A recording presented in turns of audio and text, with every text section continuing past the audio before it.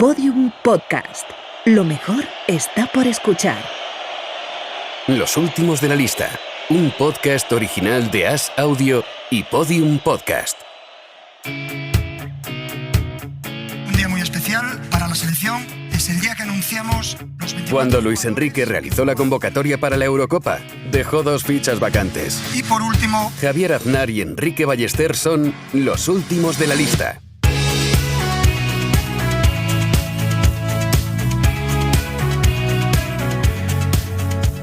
¿Cómo estás, Enrique? Pues muy bien, Javier, ¿qué tal? Con muchas ganas de que empiece la Eurocopa ya y de ver partidos y de comentarlos contigo aquí. Muchísima ilusión de poder charlar contigo cada día en este que es el primer proyecto de As Audio en coproducción con Podium Podcast, y cada día estaremos analizando, comentando un poco lo que está sucediendo en la Eurocopa. Y qué mejor que hacerlo contigo, con el que siempre me lo paso tan bien, charlando y leyendo de fútbol y de todo lo que rodea al fútbol. Sí, que no se asuste nadie, que aparte de nosotros, por si se cansan de nuestra compañía, también tendremos invitados y bueno, pues con ganas de este mes de fútbol, ¿no? Cuando yo acabé la liga un poco saturado y dije, no tendré muchas ganas de Eurocopa, pero han pasado ya una semanita sin fútbol y ya tengo otra vez las ganas de verlo, así que a falta de Grand Prix del verano, pues no está del todo mal una Eurocopa, no nos vamos a quejar tampoco. La verdad es que la Eurocopa es un torneo que siempre nos depara sorpresas y cosas un poco extrañas, ¿no?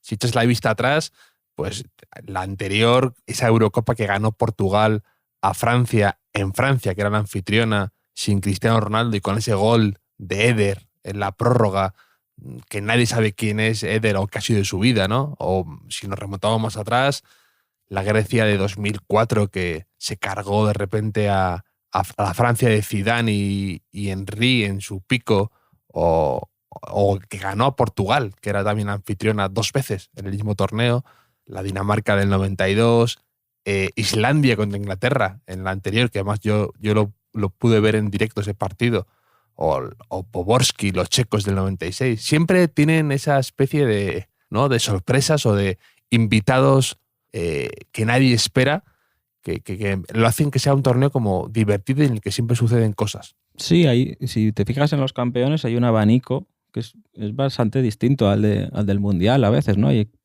alguna selección que ha ganado el Mundial que no ha ganado la Eurocopa, o que hace muchas décadas que no gana la Eurocopa. Países del este de Europa que tienen la Eurocopa pero que en el Mundial ni siquiera han jugado la final, algunos de ellos, ¿no? Y sí, pues con ganas de comentar todo lo que pase y todo lo que no pase también, ¿no? Porque nuestra aspiración es hablar de los partidos, por supuesto, pero de lo que no son los partidos también, ¿no? De esas historias que surgen alrededor del fútbol, y todavía más cuando los equipos son países realmente, ¿no? Que siempre da mucho juego. ¿Y qué esperas tú de esta Eurocopa? ¿Qué esperas ver y qué tienes ganas de que ocurra? Bueno, entramos ahí en el ámbito de las expectativas, ¿no? De lo que uno espera, que es uno de mis temas favoritos, como sabes, de los que más me gusta hablar, de los que más he escrito también.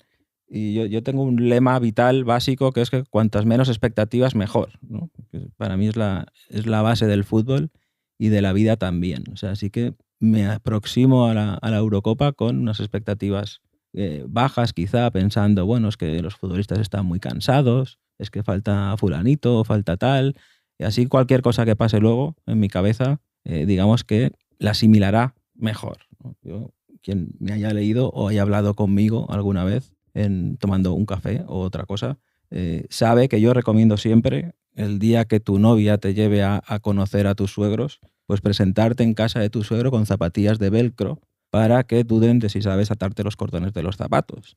Porque a partir de ahí Y a partir de ahí todo va hacia arriba. Claro, cualquier cosa que hagas será automáticamente sobrevalorada, ¿no? Y eso me parece que es muy interesante, ¿no? Aprender a leer el reloj, ¿no? Cosas así. Claro. O sea, todo lo consideran un logro. Y al contrario, por ejemplo, ahora con Francia tenemos unas expectativas altísimas, ¿no?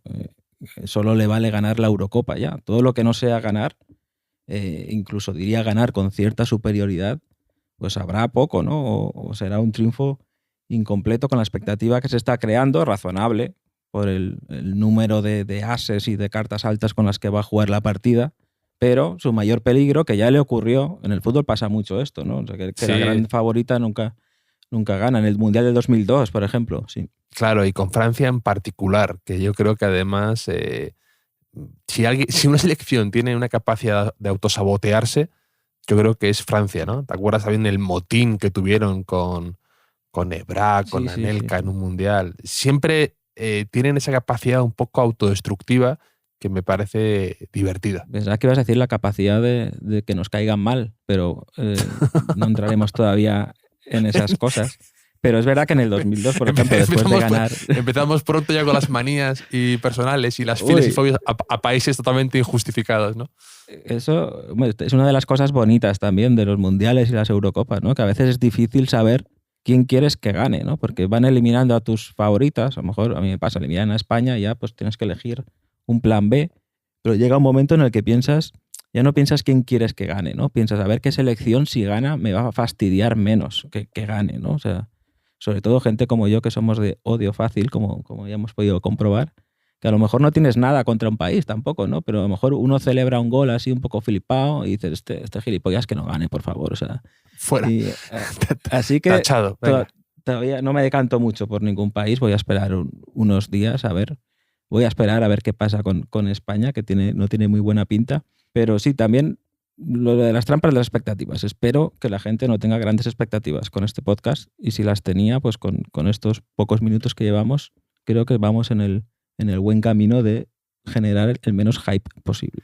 ¿Qué te ocurre? O sea, ¿qué consideras que está ocurriendo con España? Porque hay algo ahí muy raro de lo que no tanta gente está hablando, ¿no? De, oye, ¿qué está ocurriendo para que convoques a cualquier persona menos a esos 5 jugadores que se habían quedado ahí a punto de entrar y que parece que llamarles ahora sería como una falta de respeto o algo así, y eso creo que va en contra, ¿no? del beneficio de la selección. No entiendo muy bien cómo están gestionando eso para que ahora mismo tenga más posibilidades de jugar la Eurocopa un jugador casi de segunda división que los Canales, Navas, Aspas y Ramos, ¿no? Es difícil de entender, ¿no? Sobre todo desconocemos si ha habido algún acercamiento a esos futbolistas y han dicho que a lo mejor ya no estaban para Eurocopa, que lo dudo muchísimo, pero es parte de un todo, ¿no? Parece que nada de lo que, desde que empezó la concentración, llamémoslo así,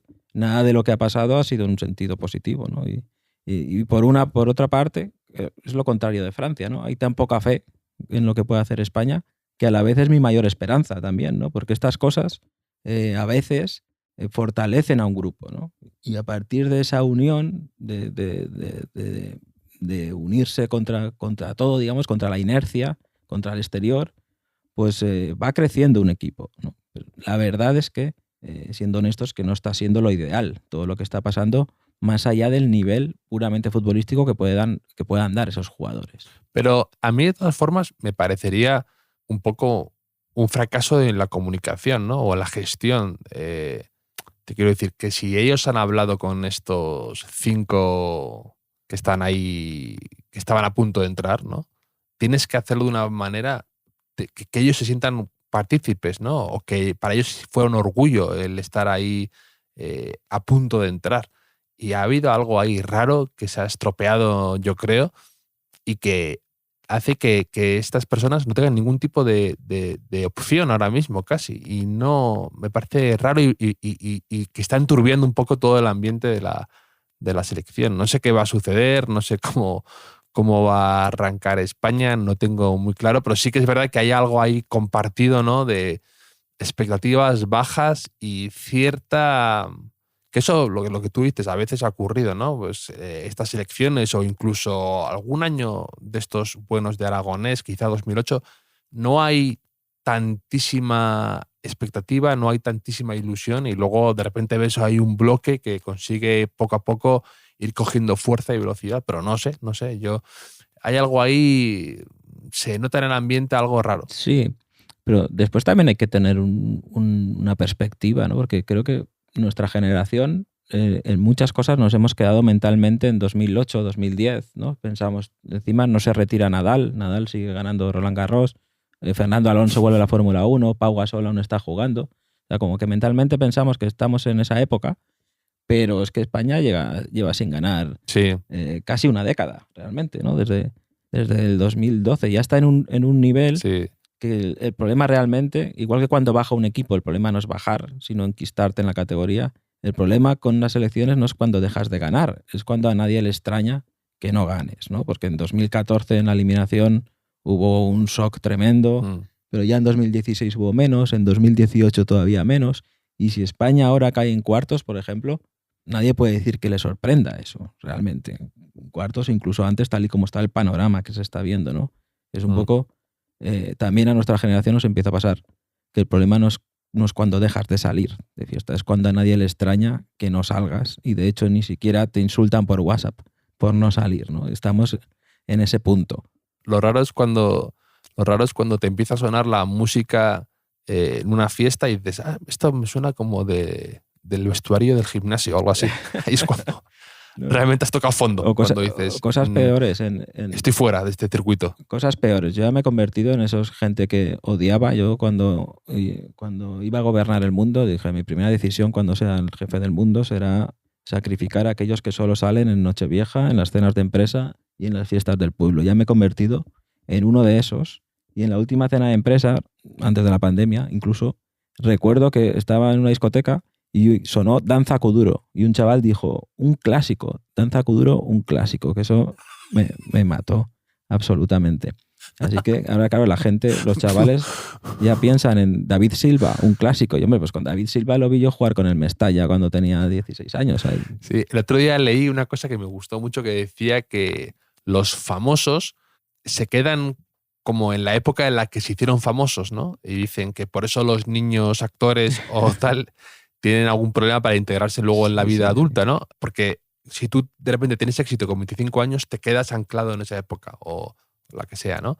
Entonces, creo que es un poco extensible a lo que tú decías de cuando eres campeón, ¿no? Tú eres campeón de Europa o del mundo, inconscientemente la afición se queda un poco anclada ahí en carbonita en esa época, ¿no? En 2008-2010. Y yo también hace poco lo comentaba, que me parece, lo piensas y me revienta el cerebro por completo la idea de que haya pasado más tiempo del Mundial de Sudáfrica ahora que del 11S al Mundial de Sudáfrica. Me parece algo que no soy capaz de darme cuenta de la magnitud de cómo pasa el tiempo. Es verdad que del 11S al Mundial de Sudáfrica han pasado un montón de cosas, el euro, pues eso, te vas a la universidad, cambias tú muchísimo y ahora menos, ¿no? En esa época. El final del Grand Prix del verano.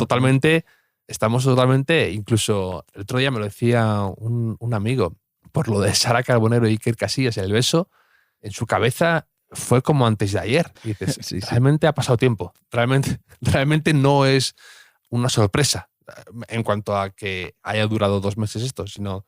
Y me hace gracia esas trampas a veces que nos hace la memoria, ¿no? Aparte de eso, yo no envidio para nada los chavales que su primer recuerdo de las elecciones 2008, por ejemplo. Me gusta mucho que digas, no envidio nada a los chavales. Esa frase sí. Hombre, Enrique Ballester, out of context, me gusta. Realmente que boomers como nosotros ya nos dediquemos al podcast quiere decir que el podcast ya no es un formato fresco, ¿no? y juvenil. Pero que lo que quiero decir es que el camino que nosotros hemos hecho con la selección, o sea, yo recuerdo algo del Mundial del 90, por ejemplo, pero el Mundial del 94 fue, digamos, el rito iniciático en mi vida hacia los grandes acontecimientos futbolísticos, ¿vale? Y ese dolor del 94, del 96, del 98, del 2000, Corea, el 2004, el 2006, yo creo que luego hemos apreciado, hemos valorado lo que hizo España en 2008, 2010, 2012, ¿no? Que quiere decir que si el camino es a la inversa, que tú lo primero que conoces es España campeona del mundo, luego pues, te va a costar gestionar un poco una sequía que puede llegar, pero nosotros podemos entender que lo normal es esto, o sea, lo extraordinario es lo que pasó en esa secuencia gloriosa. Yo de pequeño pensaba que jamás vería a España campeona del mundo, ¿no? Porque encima la experiencia cada vez me iba ponía a prueba nuestra ilusión, ¿no? De una manera muy cruel y muy rotunda. De hecho, el primer gran torneo que yo recuerdo antes del Mundial de Estados Unidos es la Eurocopa del 92. Me acuerdo además, o sea, que ganó Dinamarca, que no estaban no se habían ni clasificados y fueron invitados y acabaron ganando, que algunos ya estaban en la playa y demás, y no estaba ni Laudrup. Y me acuerdo que Hassler, que era un jugador de Alemania, de estos que no conocías de nada, y me encantaba, porque tiraba las faltas fuertísimo y demás. Y en esa Eurocopa no estaba España ni clasificada. No. Entonces, es lo que tú dices, como dice un amigo mío, cuando has dormido en el suelo, ¿no? No te cuesta volver tanto ahí. El que siempre ha conocido la cama mullida, dormir en el aeropuerto de repente le cuesta más, ¿no? Pues esto es un poco parecido, lo que tú dices. Haber probado, haber sabido, cuando conoces el barro, ¿no?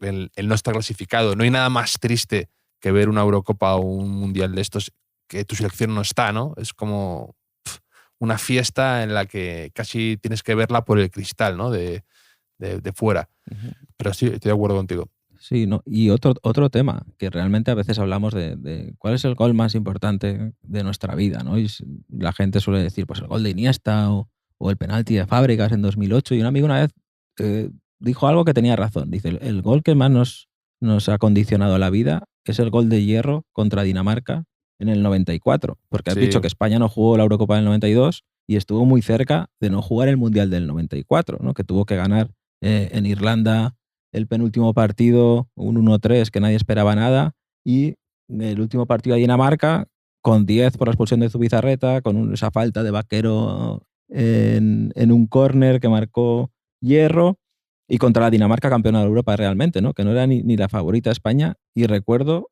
que primero, que ya era un logro absoluto jugar el Mundial, y ese gol nos regaló esos 3-4 meses de álbum de cromos, etcétera, y que si España no hubiese jugado ese Mundial, probablemente muchos no hubiésemos vivido con tanta intensidad ese Mundial y no nos hubiésemos aficionado al fútbol como lo hicimos, ¿no? O sea, seguramente el gol más importante fue ese. El efecto mariposa, ¿no? Ahora tú estarías dedicándote al balonmano. Tendría una vida respetable, a lo mejor. O sea, tendría la dignidad que me ha quitado el fútbol. ¿Habrías hecho algo con tu vida? O sea, la culpa de todo la tiene el árbitro que no pitó la falta de Vaquero a Schmeichel. Sí. Y luego te quería comentar también que ¿qué tienes ganas de ver en la Eurocopa? Yo, si te puedo comentar, a mí me divierte especialmente ver a estos jugadores que con sus selecciones, por algún extraño motivo, siempre juegan a un nivel infinitamente superior que con sus clubes luego, ¿no? No sé si es un tema de orgullo nacional, de motivación extra, de entendimiento con compañeros que hablan su idioma y que se conocen de las categorías inferiores, pero es verdad que hay una serie de jugadores que siempre están ahí en los mundiales, en las Eurocopas, que juegan muchísimo mejor y luego les ves en ligas, en España, en Italia, donde jueguen, y parecen una versión totalmente diluida de esos jugadores, ¿no? Y te hablo de los Perisic, de los Klose, Pavard ahora en Francia. El síndrome Podolski lo podríamos llamar, ¿no? Un poco. Efectivamente, Podolski siendo el máximo exponente de esto, ¿no? Sí, no sé, yo la verdad es que estoy un poco clasicote de cara a esta Eurocopa. A mí me apetece ver a las grandes, a las favoritas. Es verdad que luego, si hay un Macedonia-Finlandia, a mí no me lo quites de la agenda, ¿no? Porque a veces ahí surge la magia en esos partidos. Que ya lo hablaremos esto también, ¿no? Otro día, ¿no? De que a lo mejor la final igual llegas tan saturado que ni la ves, ya no juega España, pero ese primer fin de semana con partidos medio random, ¿no? De selecciones medio desconocidas, es lo mejor de la Eurocopa, ¿no? Es lo mejor, quedar con tus amigos ahí el primer fin de semana y verte los 3 partidos de rigor, o cuando hay mundial que a veces son 4 incluso, es la maravilla, es el mejor día del año. Pero me apetece ver ese primer escalón de favoritas, que yo creo que es Francia, Inglaterra, Bélgica, probablemente. Tengo ganas, porque además hay equipos son equipos que tienen estrellas un poco emergentes que necesitan un gran título, ¿no? Porque es verdad que Francia ya ganó el Mundial, pero quizá Mbappé no fue importante Mbappé, pero digamos que no le supuso, digamos, ni un Balón de Oro ni nada de eso, ¿no? Porque fue más una obra coral, con Griezmann con más protagonismo, ¿no? O sea, como que Mbappé tiene ganas de reivindicarse fuera del PSG, después lo que ha pasado en Champions, sin la sombra de Neymar, Inglaterra con Harry Kane, que quiere un gran título también, Bélgica, y luego el segundo escalón, que ahí podemos incluir a Alemania, ¿no? Quizá Portugal, campeona, Sí. quizá España, Portugal, Italia. Ahí. Portugal la gente la tiene un poquito, no sé si infravalorada, porque ganó la anterior Eurocopa ya y porque mucha gente ya ve a Cristiano un poco pero probablemente tenga capa caída. Tenga más talento probablemente esta selección que la que ganó. Era lo que te iba a decir. De hecho, yo creo además que en este tipo de torneos lo importante que es tener de verdad a un par de centrales que estén inconmensurables durante el torneo, ¿no? Y es que viene Rubén Díaz del City, pues le veo con Pepe, los dos están a un nivel altísimo. Y luego tiene esa mezcla un poco de veteranos y talento joven que llega muy en forma, que me parece muy interesante, ¿no? Te hablo pues, de los Cristiano y Pepe, acompañados de Bruno Fernández, que lleva jugando en el United muy bien y ha cambiado la cara a ese equipo, Bernardo Silva en el City, que ha hecho una temporada el equipo muy buena y él también,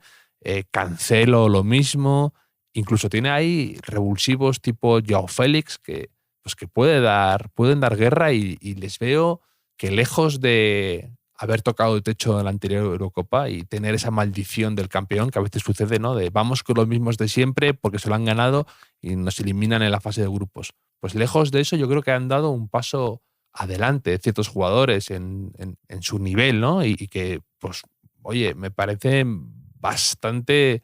Yo incluso lo subiría de ese nivel que tú tienes y los pondría con Bélgica y compañía. Bélgica, claro, es que Bélgica... Hazard está como está. Entonces era la estrella, aparte de, por supuesto, Lukaku, Carrasco, que está muy bien.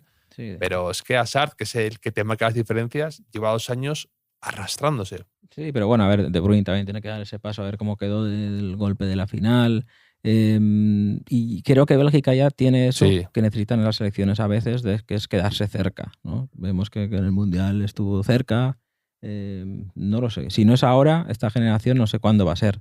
Y bueno, y luego Italia no se habla mucho de Italia porque no estuvo en el último Mundial, pero ahí con Mancini lleva unos registros espectaculares. Es verdad que tuvo un grupo fácil y bueno, además va a ser el partido inaugural, el Turquía-Italia, que siempre, el partido inaugural siempre es especial, ¿no? Y siempre apetece verlo y me apetece ver a Italia. Quizá no tenga una superestrella como estos países estas selecciones que hemos hablado antes, pero tiene un bloque muy sólido y es interesante verlo también.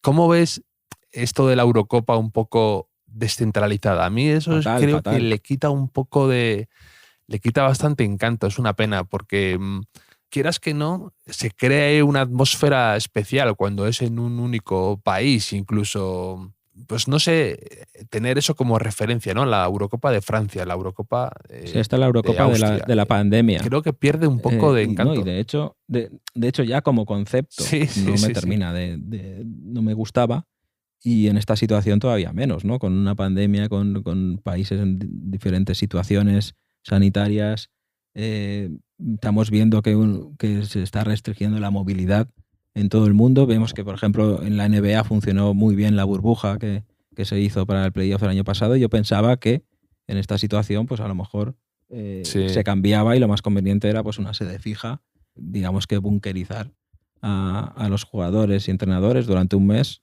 y todo más tranquilo, ¿no? Y además mola eso de pensar, ¿no? De asociar la Eurocopa a un país, de los cromos que siempre ponían en el estadio, la ciudad, y aprendías un poco de todo, ¿no? Y eso se pierde, ¿no? No sé qué dirán nuestros hijos. Esa parte cultural, ¿no? Que tiene la Eurocopa, esa parte de... Hombre, claro, así, a ver si te crees que vemos el fútbol por diversión, ¿no? Es por cultura y por...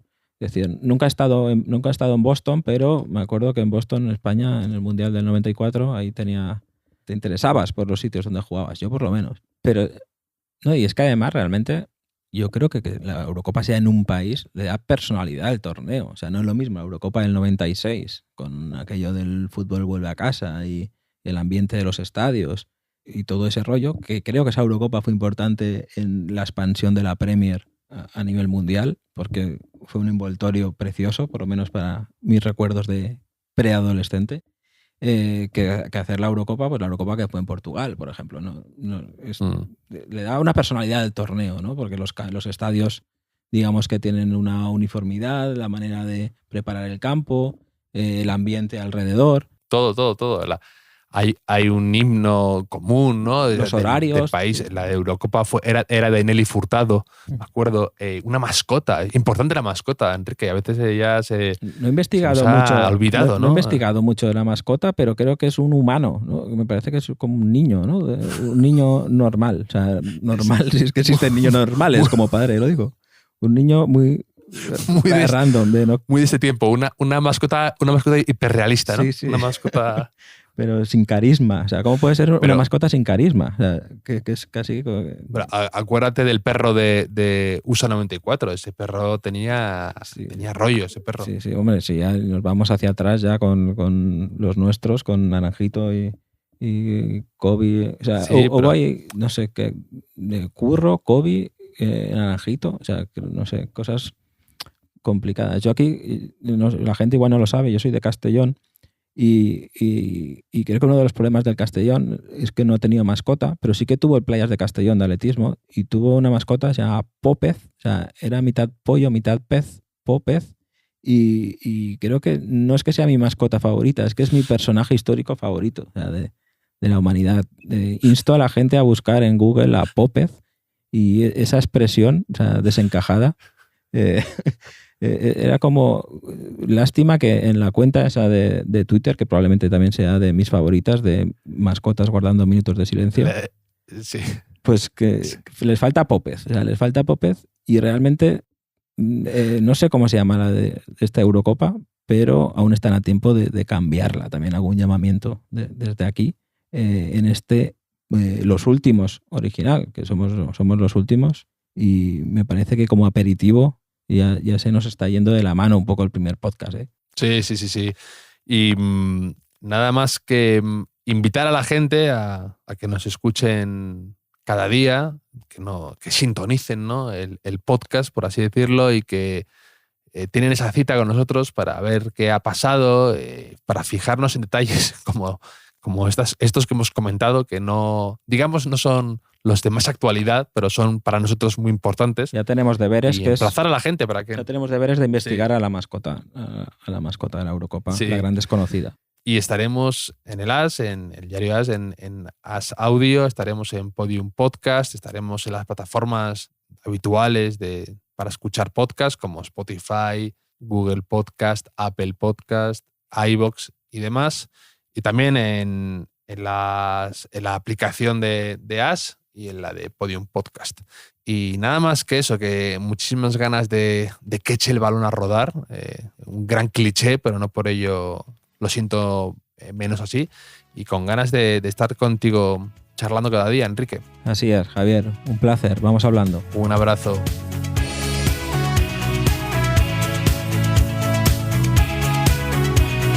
Los últimos de la lista es un podcast original de AS Audio y Podium Podcast con la producción de Javier Machicado y la realización de Vicente Zamora.